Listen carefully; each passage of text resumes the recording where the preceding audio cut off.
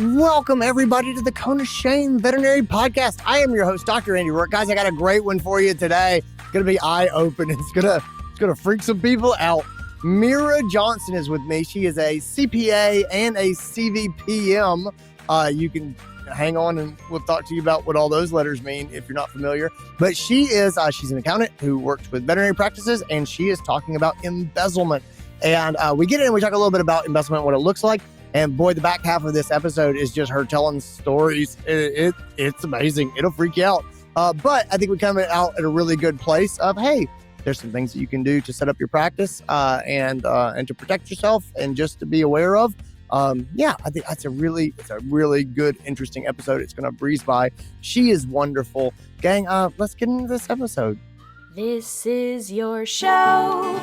We're glad you're here. We want to help you in your veterinary career. Welcome to the Cone of Shame with Dr. Andy Roark. Welcome to the podcast, Mira Johnson. Thanks for being here. Thank you for having me. Oh, it's my pleasure. I became aware of you through your writing. You write for DVM 360. You write for Today's Veterinary Practice, right? Or Today's Veterinary Business. Today's Veterinary Business. Wonderful. So I became aware of you because of your writing there. I like a lot of your stuff. I was like, wow, who is this who's writing kind of this neat stuff that I don't see? You have a really interesting background. You are a CPA and a Certified Vet Practice Manager, a CVPM. How did you come to have a CPA and a CVPM? How did that happen? So the CPA was definitely my passion. I'm very organized and I love the numbers. And then I joined JFL Group, which is the CPA firm that I work for. And they had passion for veterinary industry. So I kind of fall into it. And we had a lot of veterinarians, a lot of friends in there, and started going to the national conferences. That's when I saw actually first time you talking about management practices and all sorts of things that I was just opening the door to a different world, and I wanted to learn more. So I'm really eager to learn, self-driven. Self-improvement is a big part of me. And when I discovered the credentials a couple of years ago, I was talking and I said, well, how could I improve myself and what can I learn to getting the credentials? So it wasn't much of, I just want to be a CVPM. It was more like, what can I learn along the journey? Yeah. So that was my drive. Awesome. And That's I just really got it cool. a couple of years ago. Well, I think it was this year, actually. Oh, well, congratulations. Yeah. That's wonderful. Thank I love the CVPM. I think it's such a great program, and it's wonderful to see people working in practices and kind of learning the nuts and the bolts. I have nuts and bolts questions for you today. I want to talk about an article that you wrote on embezzlement. It's called Sticky Situations. It was in a recent episode or issue of the Today's Veterinary Business.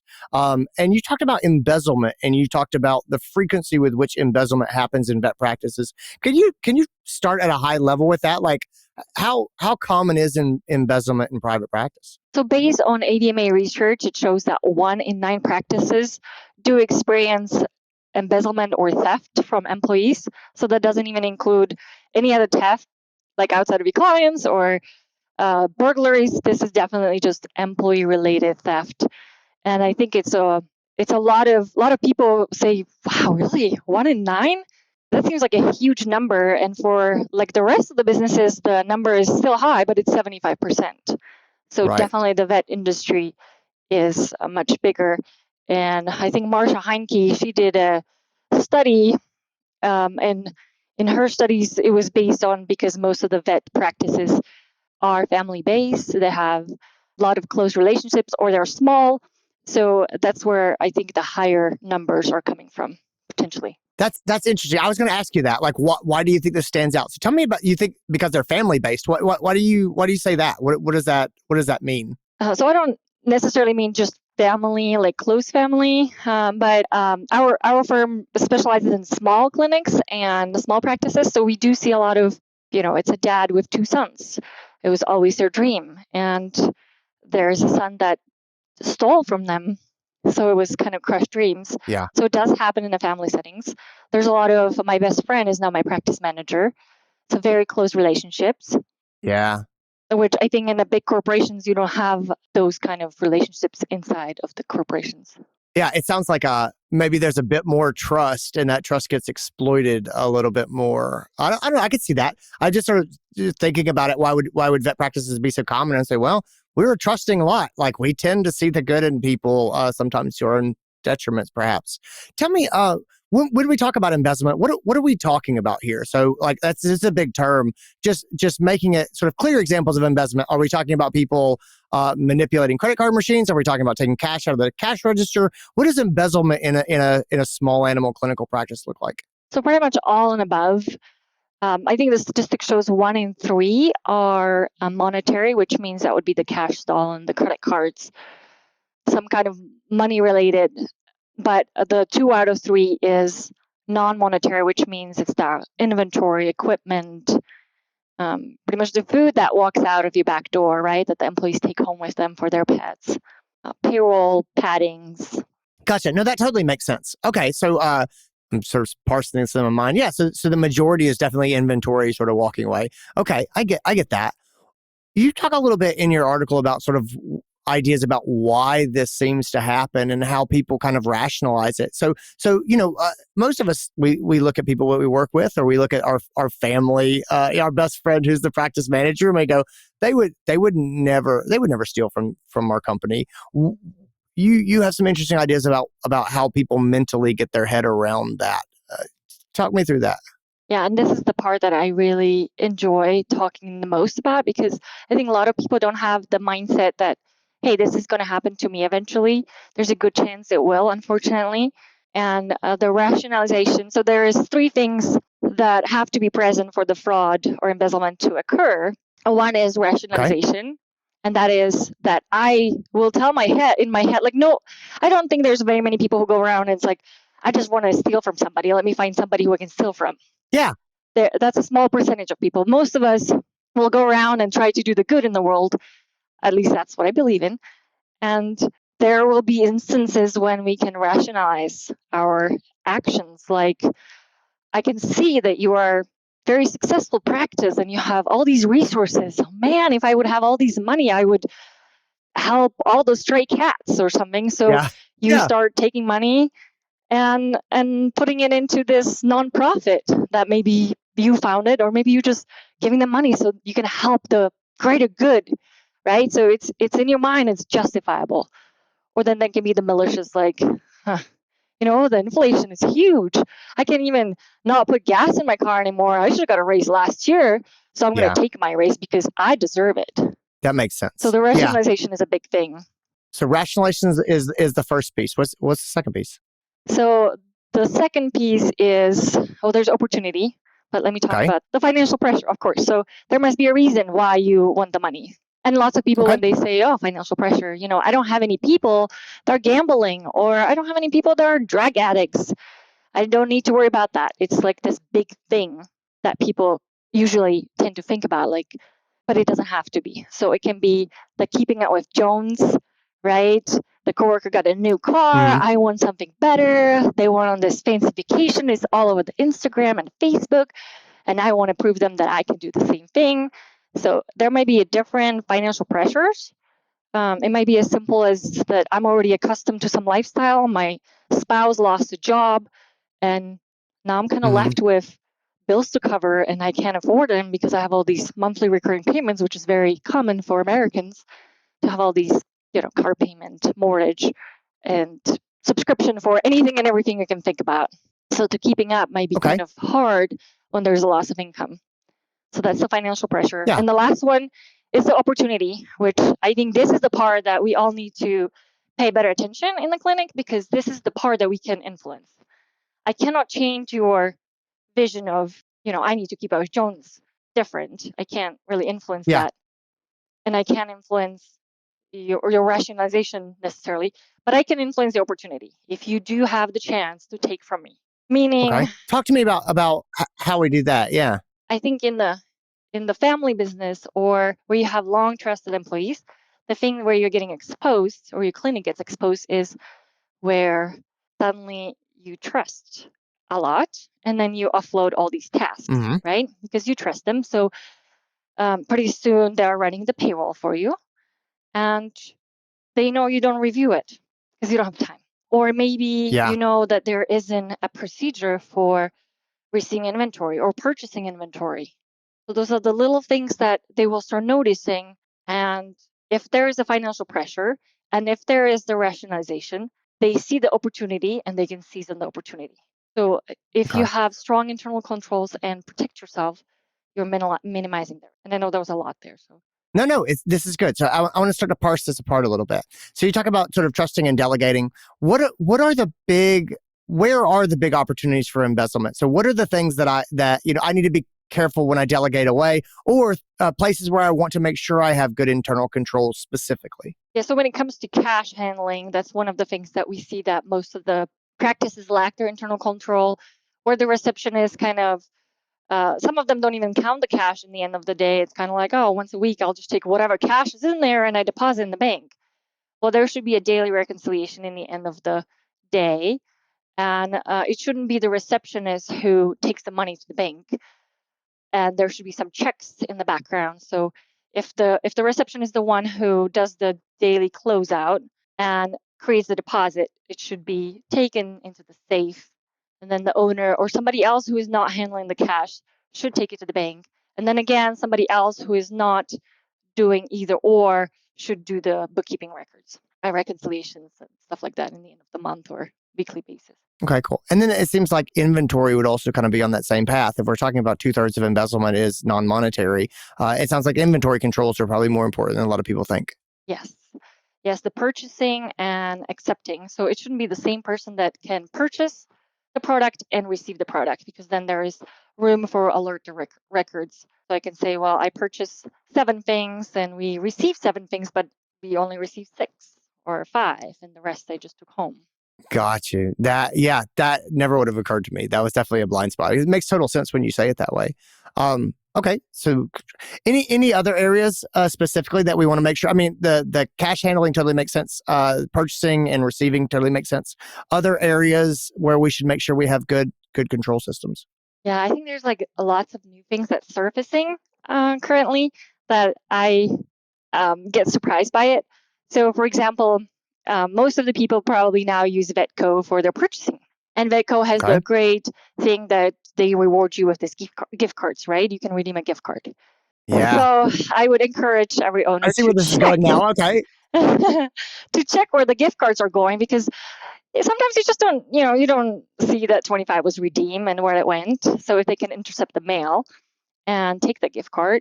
So that's one of the, and you think, well, that's $25, Mira. Who cares? I mean, it's not a big deal, but it usually It starts. it It adds usually starts up. small, Yeah. yeah, and then it adds up. Yeah. And the average stuff in veterinary medicine is $200,000.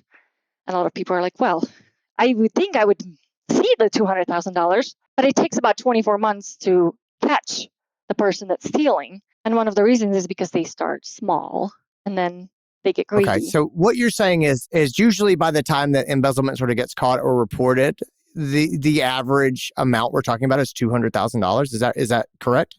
Yes. And it usually starts. So it usually starts small, and then we see larger. I 100% see that as people. People would say, "I'd never do this," and then they sort of break the ice, and maybe it every time it gets a little bit more, and comfort levels go up. But wow, 200,000. That's amazing. Guys, I just want to jump in here real quick with one quick announcement. If you're a practice owner, the Uncharted Practice Owner Summit is coming. It is me and my friend Stephanie Goss, the practice management guru. We are going to be leading that, heading that up. It is in person in Greenville, South Carolina. If you are a practice owner and you're like, man, I want to go to a thing that's only practice owners and work with other practice owners, head over to unchartedvet.com and check out what we're doing. Guys, that's it from me. Let's get back into the episode.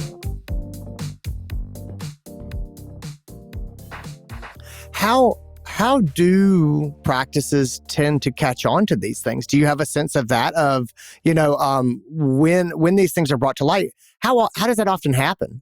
It can come from different sources. So it can be an employee that saw something and came to you and said something. It can come from a third party. So, for example, usually when we prepare financial statements or reports, we do discuss it with the business owners and we kind of go through it. So, for example, On one of the instances, we noticed that the anesthesia costs was going up and up and up, while the revenue was pretty much flat.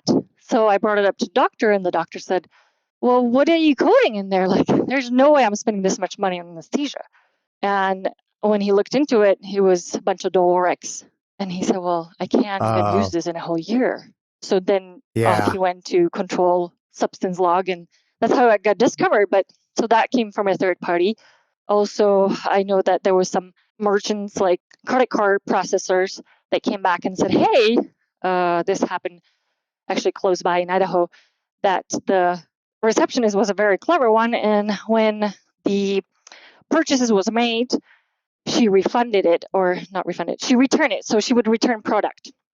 But the product was Gotcha. physically returned back, so you don't miss anything. But the refund, she issued it to a different form of payment. So all these purchases are coming from a business credit card and are being refunded to her personal bank account. Gotcha. Oh, wow. Okay. All right. So that makes a lot of sense.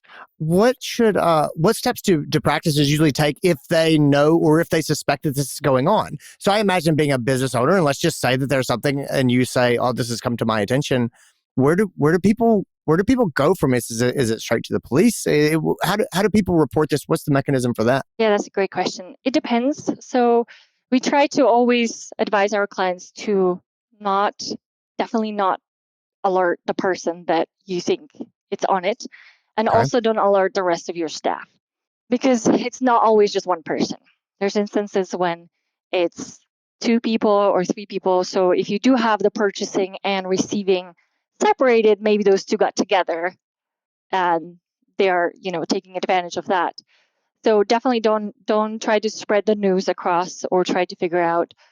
We also try to say don't change anything yet as far as the records, because you want to build a history. So if you see something, you can look in the history, and if there's already, like, you can pinpoint it, then great, you can move forward.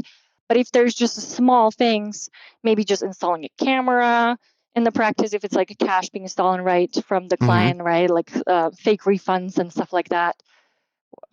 So from there, you could, so let's just say you have established a history, then you can contact your insurance, your lawyer, because you'll have to let that employee go. So you want to make sure that you do it correctly, so you don't violate any other problems along the ways. And then we always encourage to prosecute.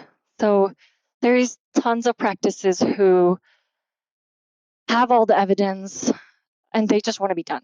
I understand that. Yeah. They're hurt, and it's a terrible feeling, like, because it is your long-term employee or it is your family member. And I think in this instance is like, I've seen so many people cry and just be ashamed that that's what they allow to happen.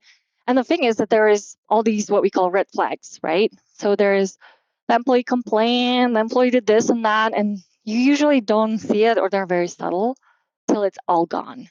And when it comes down, as a whole group, you can come together and you're like, man, how do we not see it? We're such an idiots. Like, people just beat themselves up. I would be so brutal on myself. I totally can see this. I want to talk about this, just because it's I can see myself as the kindly veterinarian, because I tend to trust people and think people are doing things for the best. And I would be embarrassed. I would feel so ashamed that this happened, and like, oh, I can't believe that this happened to me, or that I was so naive. And so I can completely see people being beaten up. I want to ask you a couple different questions about this, but I want to step back for a second. Let's talk about these red flags. So you say, people start to see red flags. It sounds like a lot of times they see them in retrospect. But what are some of the red flags aside from your accountant saying, hey, we have a problem? What are some of those red flags that people reflect back on and say, I wish I had paid more attention to that?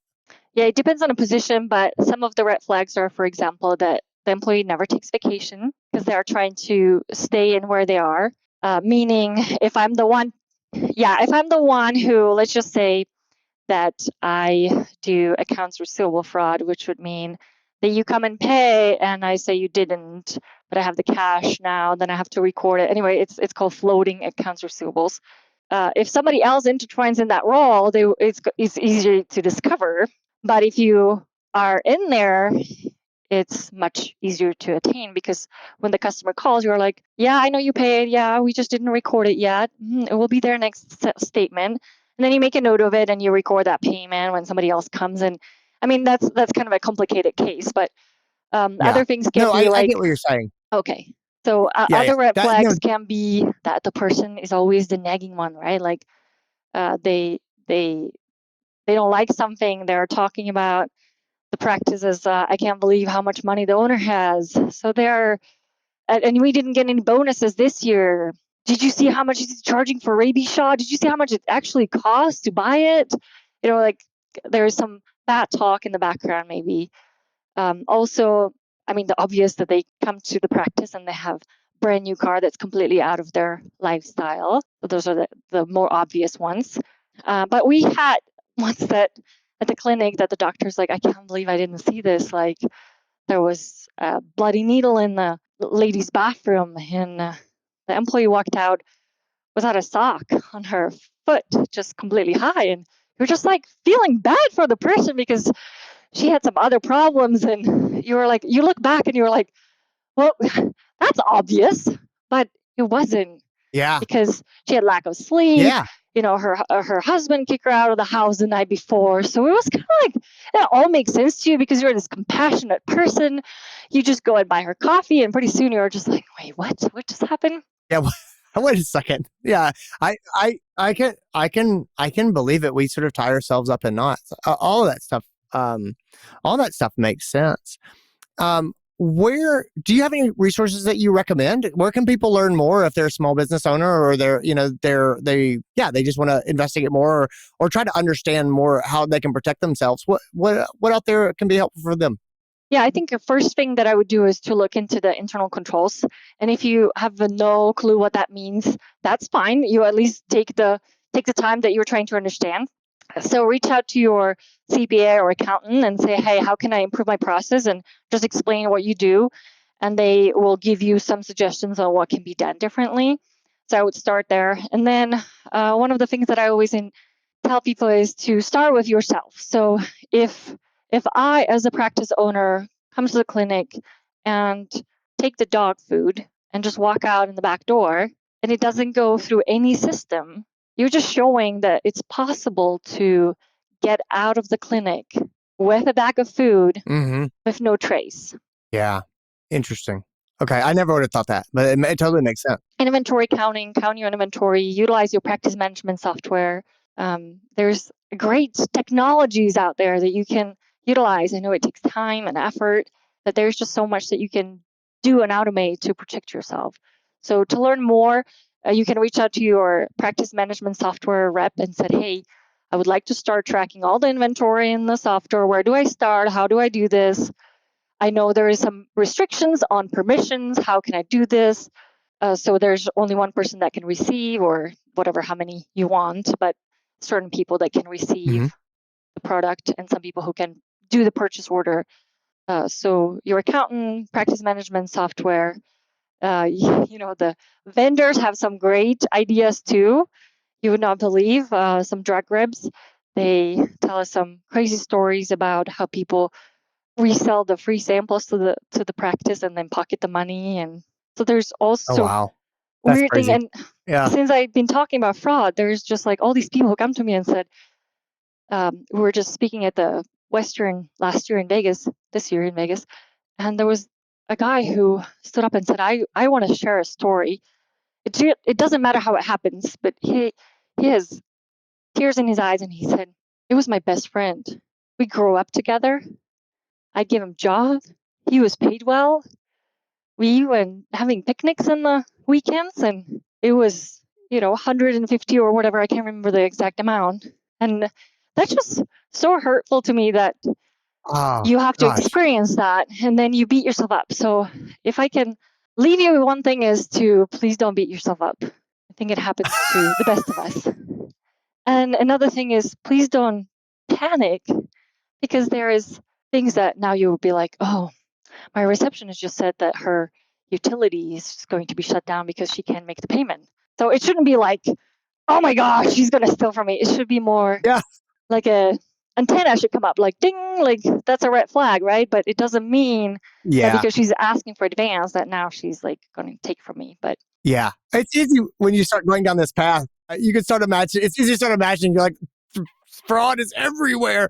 I love this approach. I love just talking about that it's real. I think most of us just don't have any idea, or we don't ever want to think that could happen in our practices. And so I really appreciate you sort of coming on and talking about it, and you really humanize it and make it go like, okay, I get it. I can definitely see how it happened. I think I really like the phrase keeping honest people honest. And I think that that's kind of how I like to look at these things, is to say, I don't want to live in a world of fear or mistrusting people. At the same time, it's just smart to build good systems that, first of all, they help you run a better business and a better practice. And then also they just sort of keep honest people honest. And you just never have to deal with these things. And so I love your approach as you sort of lay these steps out. Yeah, I didn't mean to be completely like a downer, like, oh my gosh, you're going to have to do all this and don't trust anyone. So I do want to say one more thing, and that is, we have a saying in my homeland, I'm from Slovakia originally, that we say, dôveruj, ale preveruj, which means trust, but check. Which means you can delegate all these things, but you have to have a system in place that you can just verify that's happening. I love it. I love it. Yeah, the people are the biggest asset that the veterinary clinic has, in my opinion, because they are the ones who will lift you up. And Mira, where can people find you? Tell me about the firm that you're with. Tell me about the work that you do. Where can people learn more from you? Yeah, so our firm is called JFL Group. We're CPAs for veterinarians. You can find us on LinkedIn or Facebook or Instagram. I'll put a link in the show notes as well. So yeah. Awesome. Yeah, CPAs for veterinarians. And we do help small practices, startups to grow, start their practice of their dreams, and help them manage it. Very nice. Thanks so much for being here. Guys, take care of yourselves. Thanks for being here. Thank you. And that is our show. Guys, I hope you enjoyed it. I hope you got something out of it. A big thanks to Mira for being here. Guys, if you enjoy the show, there's a couple things you can do. If you're watching on YouTube, hit that subscribe button. That's wonderful. If you're not, give me a rating, give me a review wherever you get your podcasts. Apple Podcasts is a big place. It really is how people find the show. But yeah, you can. I always love your feedback, and it's just a kind thing that you can do if you're liking what we're doing. Anyway, gang, take care of yourselves. Be well. I'll talk to you soon. Bye. I just want to take a quick second and give a big shout out to our friends at Banfield Pet Hospital for making the transcriptions of this podcast possible. The podcast transcripts are brought to you thanks to a generous gift from Banfield Pet Hospital, which is striving to increase accessibility and inclusivity all across the veterinary profession. If you would love to find out more about the DEI initiatives for Banfield, you can head on over to the link in the show notes.